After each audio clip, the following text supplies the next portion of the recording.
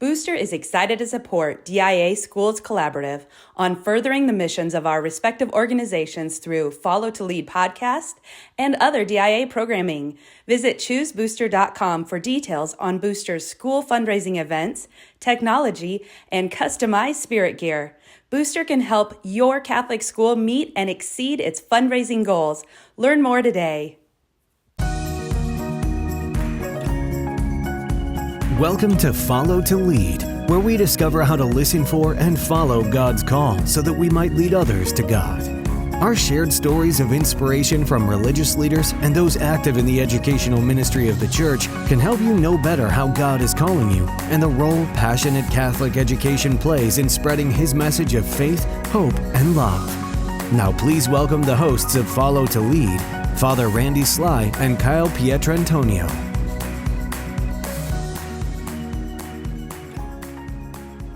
In the name of the Father, and the Son, and the Holy Spirit, amen. Christ the teacher, teach us to listen. Teach us to do the deep listening to the sounds of our soul, waiting to hear your voice, to call us to cast out deeper, to become fishers of men and women, shepherds of souls, to follow your will in order to lead others to the truth, beauty, and goodness only you can offer. Amen. In the name of the Father, and the Son, and the Holy Spirit, amen. Welcome to Follow to Lead, a journey twice a month into the world of Catholic education as we explore what it means to follow God in order to lead others to Him. I'm Kyle Pietrantonio, your co-host.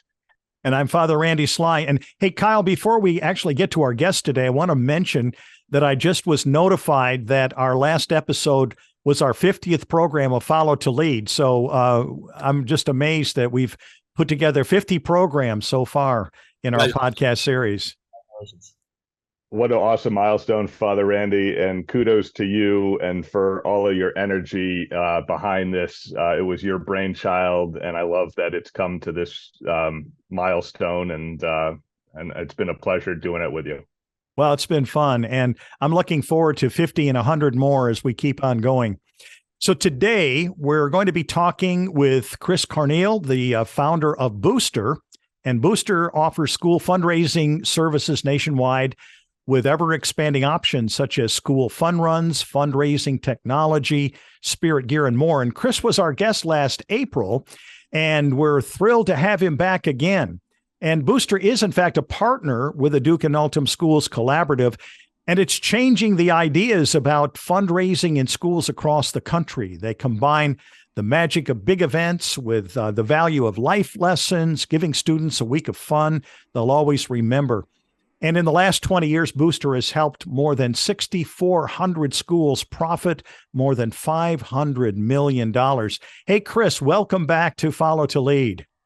Father Randy, Kyle, thank you very much. I appreciate the intro. I can't believe it's been a year since we were last together. It's been a busy year for all of us. Indeed. Well, Chris, even though you've been a guest previously on Follow to Lead, we'll invariably have new listeners to our episode today, and would love just to start with a bit about your background and how you got to get Booster off the ground. Sure. Well, I'm honored to be here. To your listeners, thank you for a little bit of your time. There's a growing number of podcasts, but you have chosen the right one. This is incredible content from incredible leaders with a heart to serve and love others, ultimately to make a difference in the world, and that's why we're here. So just a reminder, and all the things we're learning, of course, we can't do it without the help of the Spirit, and ultimately, whenever we hear great content, we know the true source of that content and truth and ultimate wisdom. So if I say anything that sounds wise, it's either coming from the Lord or from someone else that I've learned from. We're all on a different journey. But it's fun to do it together in pursuit of something bigger than ourselves. That's what I remind myself of daily, that I get to live an adventure that I get to be part of. I might have created it from human perspective, but I certainly did not create the grand adventure. I just get to play a part, and what an honor it is to do so, and to meet like-minded leaders like you to learn from and be challenged by. So to the listeners and to you, thank you for your time. 21 years ago, I was a college senior at Samford University in Birmingham, Alabama. I originally grew up in South Florida. I was a religion major, believe it or not. And then even later after college, I went to seminary in Kentucky. I thought I was going to plant a church or start a church.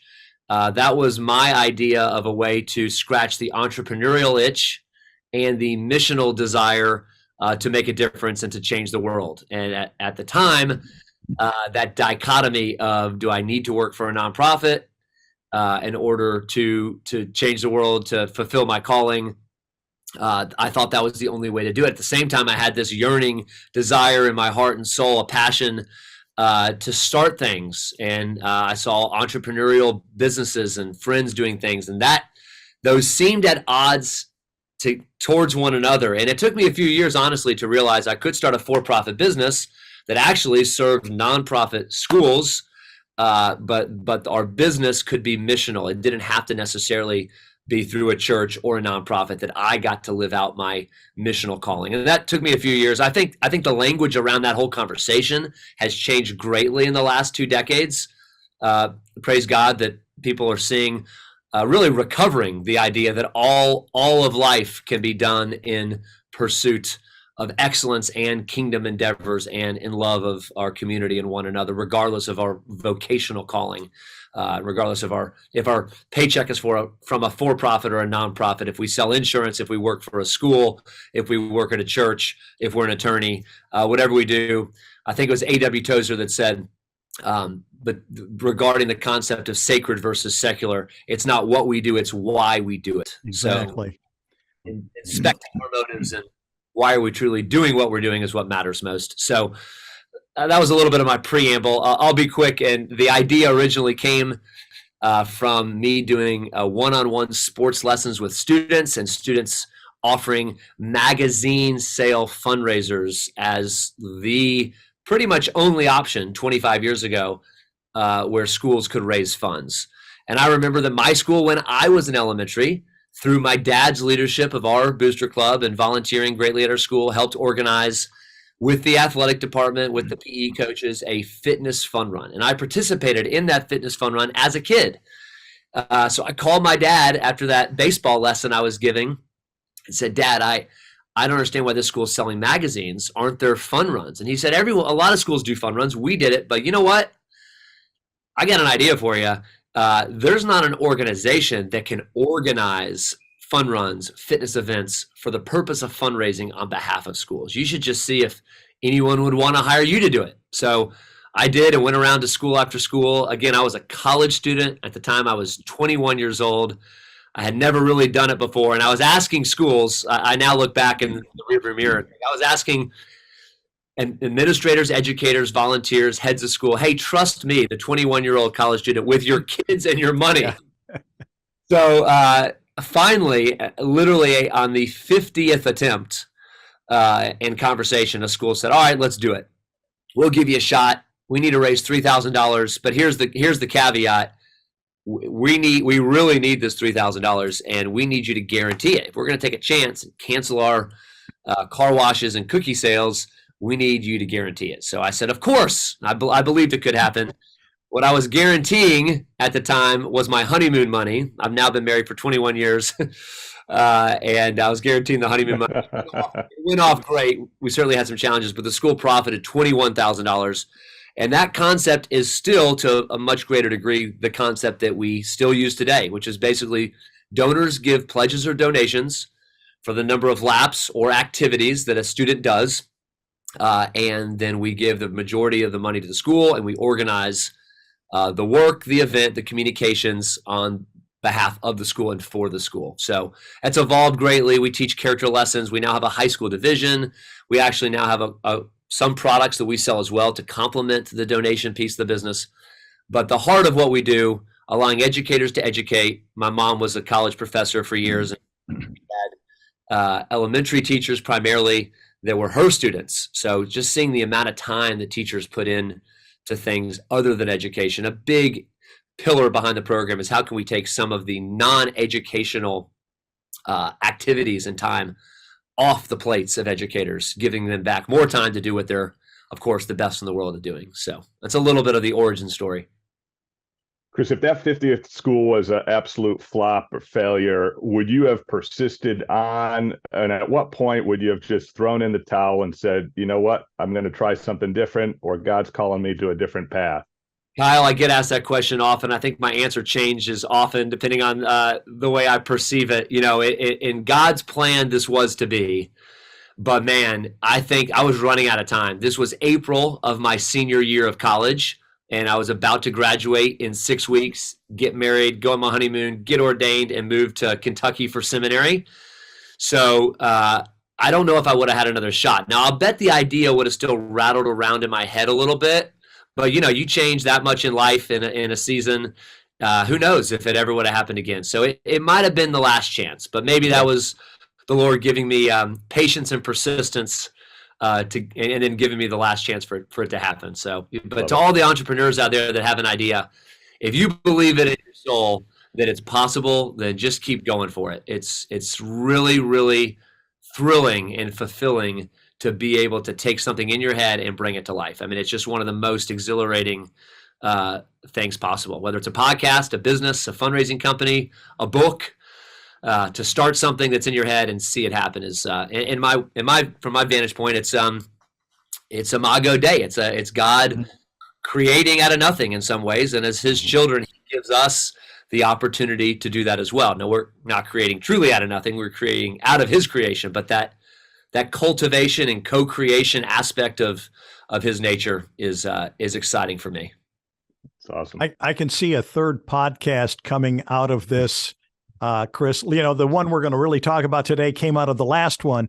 I can see us talking about the spirit of entrepreneurship and students identifying that spirit in them sometime. It would be a great podcast. Creativity. And every one of us, we are made to be creative.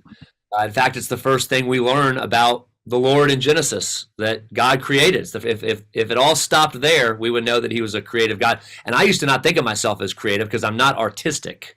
And so I think we define creativity too narrowly, but every one of us are creative, and we could talk about that for sure at a later date. Yeah. Well, your canvas is business, and you've painted this beautiful picture of a company that is just making a difference in so many schools, and we're excited about that. And in fact, I wanted to mention to the audience that if you really want to know more and do a deep dive into Booster, that it was program 31, episode 31, which was syndicated on April 22nd of last year. And these are all available, of course, in your podcast platforms. You can go and look for this episode on Booster and find out in a lot of detail all of the good things that have been taking place in Booster over the years. Now, what I really want to ask you before we get into our main subject, Chris, is what's new in the world of Booster? What's new since our last program? Wow. A lot. The world's changed. It's been a challenging year and a year of opportunity. I feel often that threats and opportunities go hand in hand, and it's up to us to view challenges in the right light, not blindly, of course. So it's been a challenging year for everybody. I expect educators to feel the same way. Hiring, training, talent, people. Where are they? How do I equip them? How do I motivate them? What's the best culture? How do we pay them accordingly? So it's been a challenging year, from supply chain of stuff to supply chain of people, and talent has been an exceptional year. We've had from our perspective, two very exciting things happen since we last spoke that have really never happened before, and I don't know if they'll happen again in the near future. Our first ever acquisition of a company after 20 years, and our first ever true partnership with an organization. I'll talk about the first one very briefly. There's an incredible organization out of South Carolina. We're headquartered in Georgia, but we serve schools in all 50 states.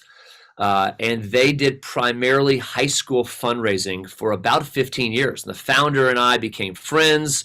One of our former team members went to work with him. We didn't really compete because we were primarily K through 8. They were primarily high school. We had heard of them, but we didn't view each other really as competition. So he said, you guys have got to get together for lunch. There's got to be a way to help each other.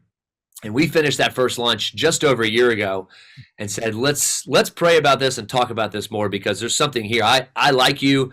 I like your culture. We value the same things. We hope to treat our people with care, respect, dignity. We want to make a difference in the world. We want to use our platform of fundraising businesses for the good of society. Let's talk again. And over the course of a few months, we continued to talk, And they were smaller than us, so it just made sense for us to partner together and for us to acquire them. So now we've hired about 20 people since then to grow the high school division. A lot of things are very similar, and then a lot of things are very different. The kindergartners and high school seniors are very different in how they're motivated. Yeah. We're integrating our tech platforms. We're integrating our systems. We feel like it's a way that we can just serve more people, expand the business, give opportunity to our team, and at the same time serve more schools. So, for example, what we look forward to, we're not there yet. The acquisition was just completed 6 months ago. Our first strategy was just learn from one another. Let's not tinker too much. They're doing a great thing. We're doing a great thing. Let's just learn from one another. But we look forward to the day that a kindergarten student can go all the way through high school graduation, and through different types of fundraising events, we can help cultivate a donor base for that student and for the schools they attend and activities they pursue.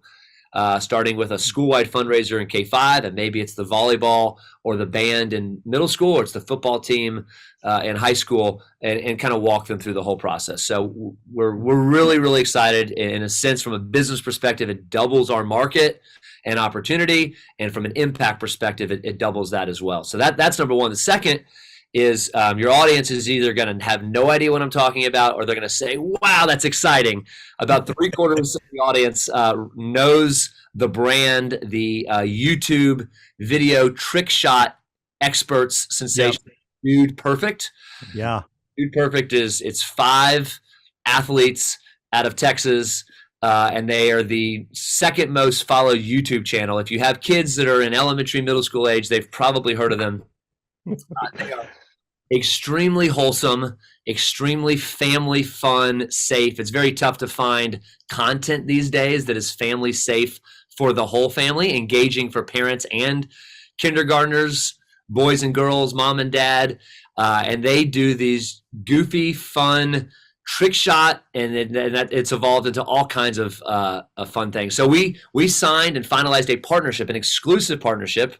We're the only organization that's in the school space or the fundraising space that works with them. And we flew to Dallas to their headquarters back in November. We filmed 50 custom videos. So next year's program, starting in the fall, will have a really fun Dude Perfect emphasis. The student can upload a picture of them in a trick shot video. It'll look like they're shooting basketballs with Dude Perfect and throwing footballs. Some of the rewards that can be won are fitness-based with the Dude Perfect logo, and it's a basketball goal you can use for trick shots. So we thought, how do we make the program just fun, community-based, exciting, not feel like a fundraiser, but kind of get back to the roots of just fun. We were originally funrun.com. So how do we make it fun? And so we just said, let's partner with the most fun organization that also fits our values, and let's give that value to our clients as well. So really excited. My kids are going to be thrilled to hear about this. Every Saturday morning, they'll watch, a half hour or so together of Dude Perfect, just glued, to the screen. What an awesome kind of partnership to have for Booster. Really aligns well with you all, and it's going to be great to see how you leverage that. Yeah, thank you. Hopefully our clients will benefit, and students will really enjoy it.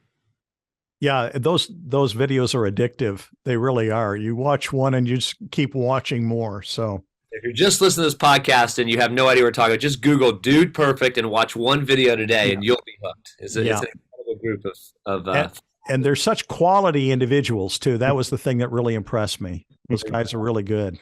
They really are. Well, I think let's move into our main topic for today. We really want to talk about building a staff culture.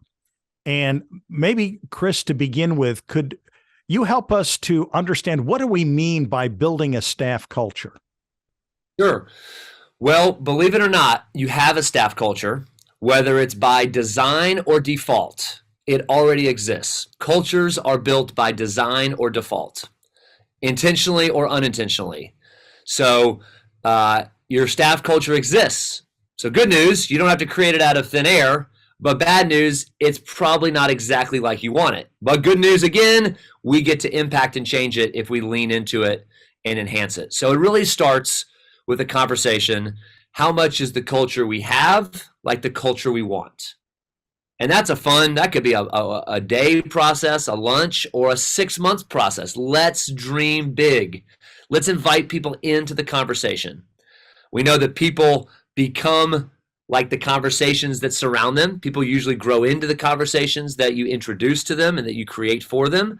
So let's introduce a conversation around culture. Hey, we know we're good at some things. We know we're not good at some things. We're probably unaware of some things. So let's discuss. And whatever that looks like for your context is a great way to begin. Let's have a lunch once a month to talk about culture.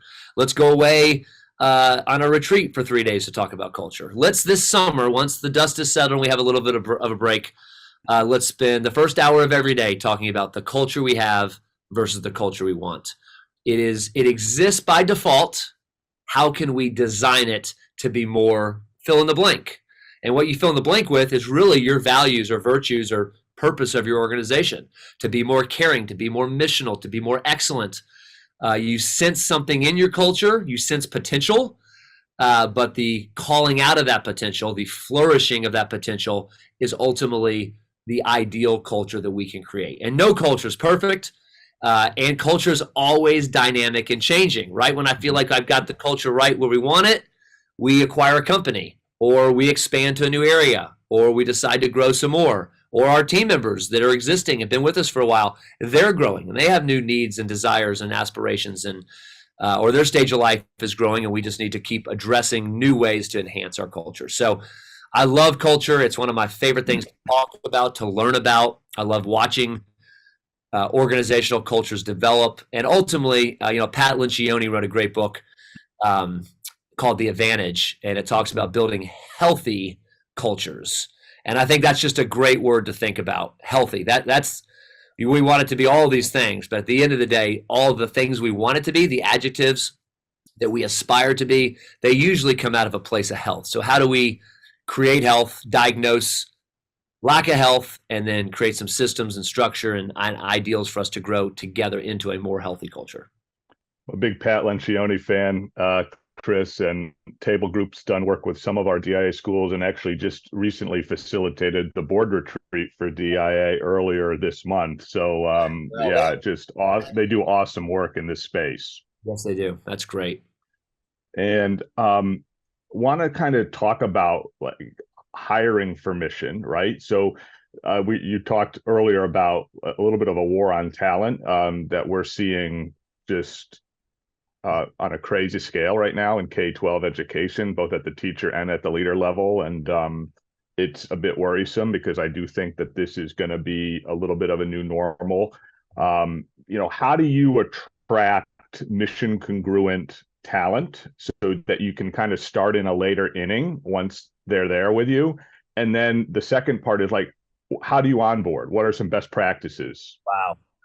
Well, great questions. Well, if you're listening to this and you feel like, I don't know what you feel, stress or anxiety or challenge or maybe hopeless that it's just been a rough season and that it's not going to snap back to normal, that's okay. I think everyone wrestles with this. In fact, if you're not wrestling with it, you probably haven't set your sights or ideals high enough, that we do want exceptional talent that's missionally aligned, that shares our values. So the restlessness you might feel is probably a yearning for a greater desire of excellence and missional alignment. So we feel it. I don't know any organization that aspires to be great that does not feel it. Everybody feels it.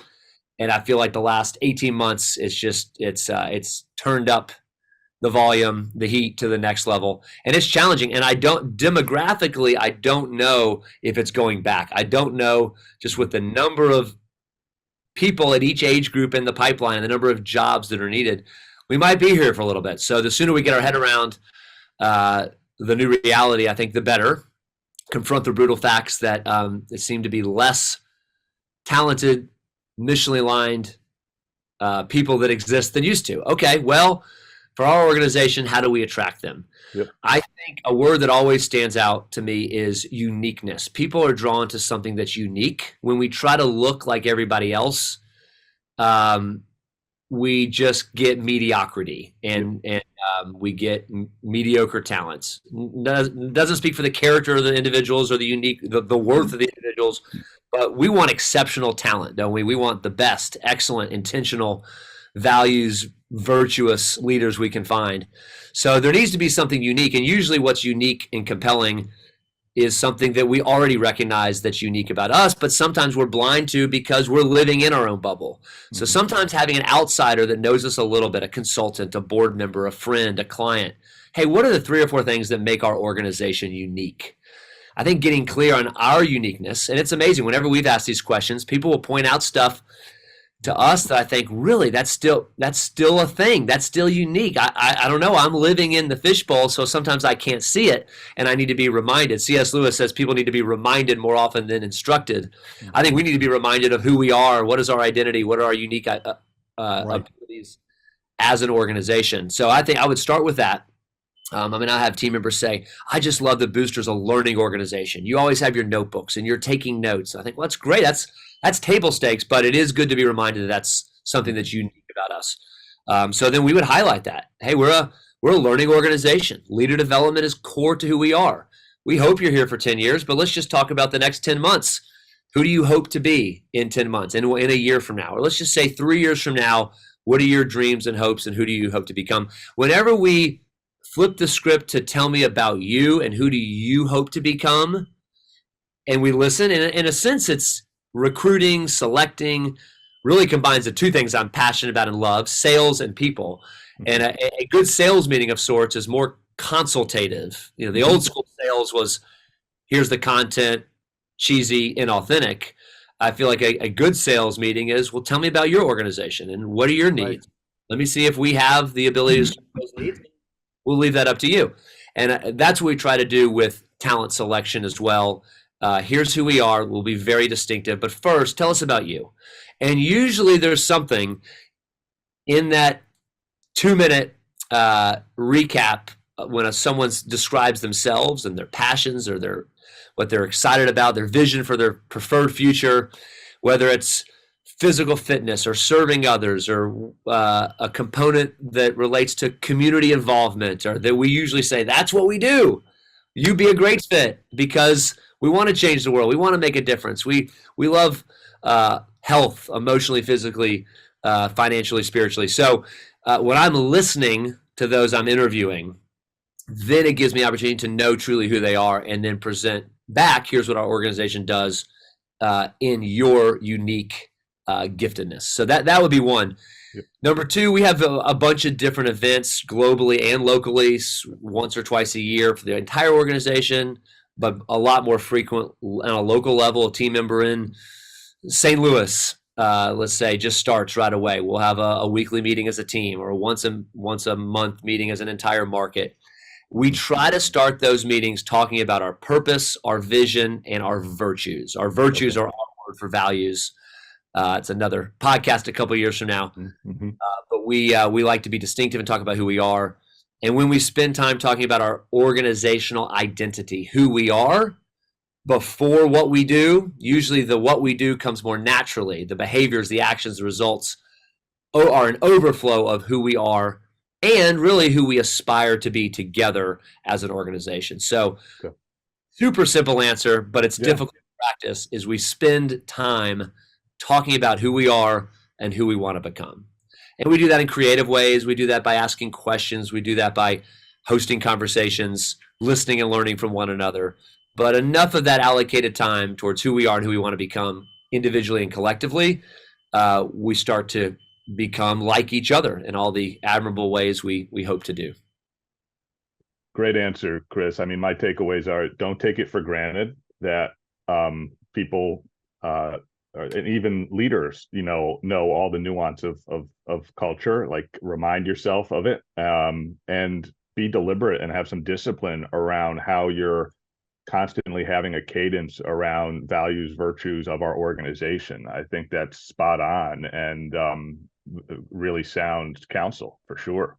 We've hired a lot in the last 2 years. We what I just realized back in December, reviewing the year, we have a lot of team members that are not as familiar with our identity, our virtues, as I want them to be. Well, how do I communicate the same stuff in a new, fresh way So I kicked off a virtue series where we have 6 virtues where I interviewed 6 of our best that have been with the organization for a decade or more, and they're 15-minute videos. And then I uploaded one a week on our Slack channel and said, hey, just a reminder, it's a virtue series. We're going to talk about the virtue of gratitude. This is Matthew. Matthew, what does the virtue of gratitude mean to you? How does it affect your team members? What do you want our teams to know about it? So just constantly having the same conversation in a new and fresh way, and not forgetting some of the basics that made us who we are. Awesome. Love it. So, Chris, as we talk about this staffing culture, would it be fair to say that the default culture would be, let's say if an organization really hasn't been intentional, the default culture would basically be the characteristic of how the leader, the administrator, basically lives out his leadership? Yes, the life of the leader, it becomes by default the culture of the organization. So if you have a culture where the leader is really siloed in the way that he looks at things, that can be really frustrating for somebody new coming in who really is looking for more of a team presence. Sure. And, you can change culture from the bottom up.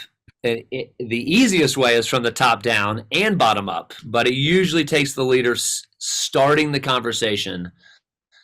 How can we build a better culture together? And then and ultimately.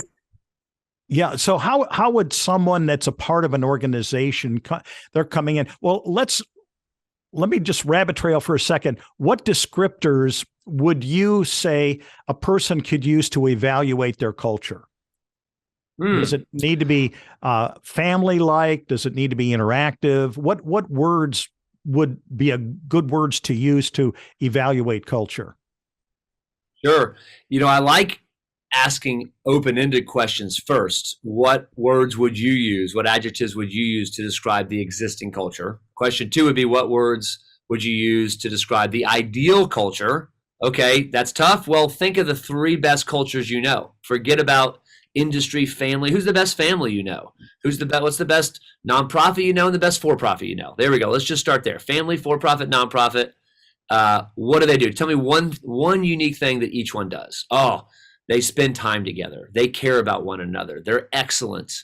They're curious. They're intentional. They're caring. To me, it's an adjective conversation. Mm-hmm. Yep. Starting the question with kind of a broad base of, I can't really think. Well, hang on, forget cultures exist everywhere. You and your spouse, your family, your church, your nonprofit, they're all many micro cultures. What are the ones you're drawn to? What are the ones that make you feel alive? What are the ones that make you feel the best version of you? So then usually that emotional question sparks, I know, I love being on this board, or I love when I walk in this classroom versus this classroom, because that teacher's culture, that administrator's culture, my one-on-one with that boss, that makes me feel, the most alive. Well, what is it about it? Well, they ask me questions about myself, or they're curious about my personal life, or they challenge me in an appropriate way that's encouraging and affirming, while at the same time aspiring me to do more. So I'd kind of zoom it down to that level and get our hearts excited, and then say, all right, well, who do we want to become? What of that do we want? In some ways, there's nothing new under the sun. We're not coming up with a brand new value or virtue that's never been thought of before. What we get to create is the best of that we've observed and put that in our organization. Chris, you all have done an exceptional job with culture and just talent as an organization. Are there strategies that you've used with success in kind of whetting the appetite or building a funnel of prospects to come into Booster? I mean, some of our best schools do a really good job of reaching to alum who kind of swam in the pond and obviously have an affinity toward their alma mater. And I was just in a school in Chicago where a third of their 90 staff are alum of the school. Wow. And it's just awesome, right? I mean, they have this pipeline that recurs, and it's really a neat thing. But with Booster, I mean, are there partnerships with certain colleges and universities or internships, things that you all have done to start like really kind of leading people to what Booster is, to kind of tap into future talent? so to We speak. had a lot of that going pre-COVID. We had to unfortunately reboot and start all over because every college, I think every gap. I mean, you could look at even Chick-fil-A, which is known for a great culture, summer camps. Man, anyone that has those cultures of students to some degree, Yep. there's that gap. And because they're so, and we are as well, heavily relied on word of mouth, it's almost like it skipped a generation and we got to start all over again. So that's been challenging. It won't always be as challenging as it is. I think that word of mouth is still the best, empowering our people. I say all the time, who's the best leader that doesn't work for our organization, regardless of what they do? I'd love to meet them. I'd love for them to hear about it. Here's a lunch we're doing. Here's a community culture event. Invite them to the office.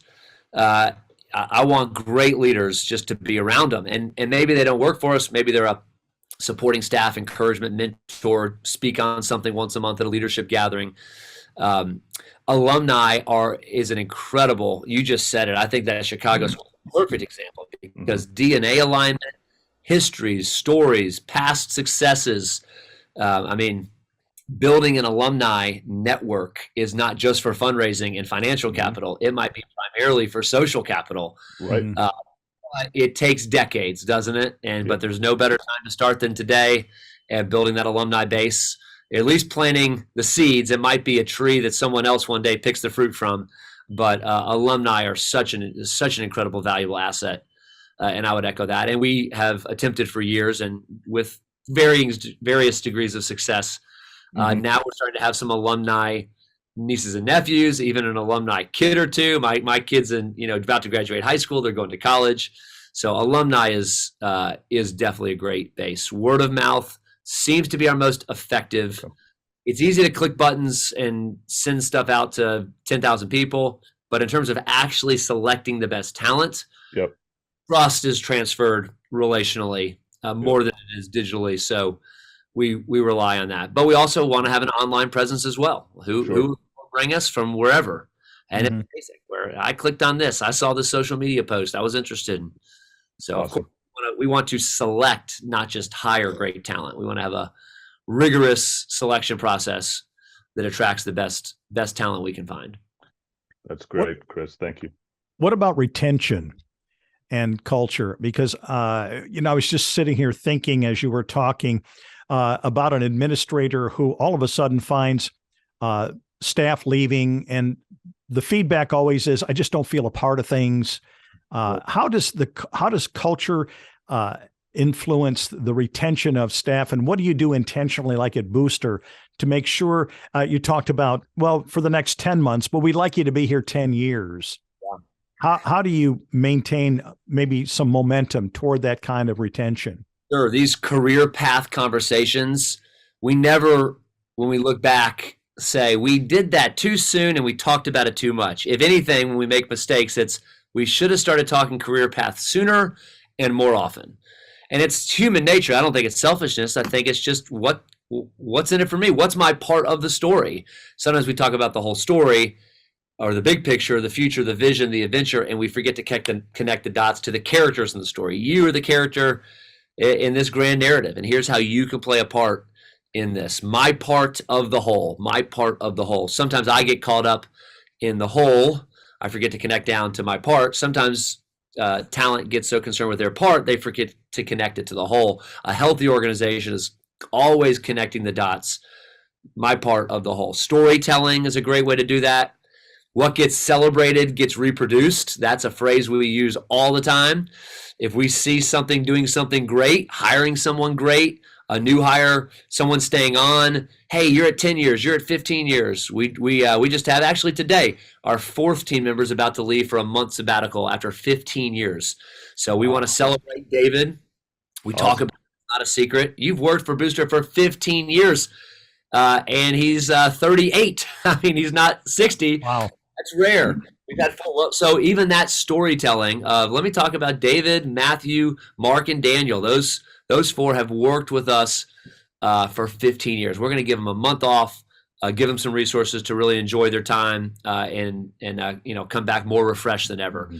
So, it's intentional. It's a thank you to them. At the same time, I don't want to miss the moment to remind 1,000 employees that people have been with us for 15 years. You could see yourself beyond just this year or next year as well. So, vision casting, storytelling, celebrating what we want to reproduce. Celebrating people that have been with the organization for a long time is a great way. Whenever those confetti cannons go off, and I mean that literally for us, we have lots of confetti cannons, but you could do that figuratively in some other way. But when those confetti cannons go off, everybody stops and says, what are they celebrating? I want to be part of that. So we want to be intentional to celebrate the right things. As you Can were we listening get to those some of those teammates. can we get some of those confetti cannons through your Spirit Gear store so that celebration cannons, and they're on the way to you. Yeah. As you were listening, Chris, those 4 teammates celebrating 15 years, I was thinking they're 4 booster evangelists right there. That's just awesome. They are. And they have recruited probably 30 people each over their team. Well, as we start to wrap up, Chris, anything related to organizational health, culture, and your experience doing this great work that you want to share that we may not have touched on? Thank you. A must-read book if this pricks your heart. I get culture. This topic is maybe not for everybody, or I bored you to death or something. That's fine. But if you're kind of leaning into this conversation, you need to read Pat Lencioni's The Advantage. I don't know if there's a book about organizational health that I've ever read that comes close. So that would be one. Another book I love, my friend Andy Crouch wrote a book called Culture Making. It's a little more intellectual, but he talks about culture in a few different senses of the word, not just organizational, but just what is culture big picture, anthropological, and what does culture mean. And he really makes the case that there's responses to culture. Here they are. This is my summary of the book. You're going to either want to read it or feel like you just did after this 30 seconds. You can criticize culture. You can critique culture. You can condemn culture. All, appropriate responses at different times. But the only way to make culture better, to improve culture, is to create more of it. So instead of just condemning, criticizing, we can create it by cultivating it. So then he goes into the rest of the book is what is culture and how do we create it? If we view ourselves as creative creatures that get to create and cultivate, then everything tells a story and narrative, and we can design environments and people and structures and meetings and conversations to ultimately, this is what it's all about, bring out the best in others, right? That's what I feel called to do with this one and only precious life that I have. How can I impact others? Can I create a culture that brings out the best, truest version of themselves? And if I can do that, I just get to unlock what's already been created by God. I get to create an environment that brings out the best, and nothing fulfills me more than doing that. And that doesn't just apply at work. Hopefully I can do that at home, on the baseball field, in environments that I get to be part of. If I can cultivate the right environment and watch others flourish, then that brings me tremendous joy. Well, Chris Carneal, thank you so much for being with us today. This has really been rich, and we're going to be coming back because there's just so many other places we can go with other resources that you can offer to us. But as far as school administrators, if they want to know more about Booster and how Booster can help, where can they go? Sure. ChooseBooster.com. ChooseBooster.com. Elementary, middle school, high school fundraising. We also have Booster gear, so spirit wear of any sort, anything with a logo on it that your school needs, we'd be happy to provide you with that as well. We value customer service, but most importantly, we value the work of your hands and the amazing work that you're doing in the next generation. So on behalf of our entire organization, as the son of an educator, God bless you and the tremendous work that you're doing. Chris, thank you so much. Thanks. And Follow to Lead is a production of the Duke and Altum Schools Collaborative.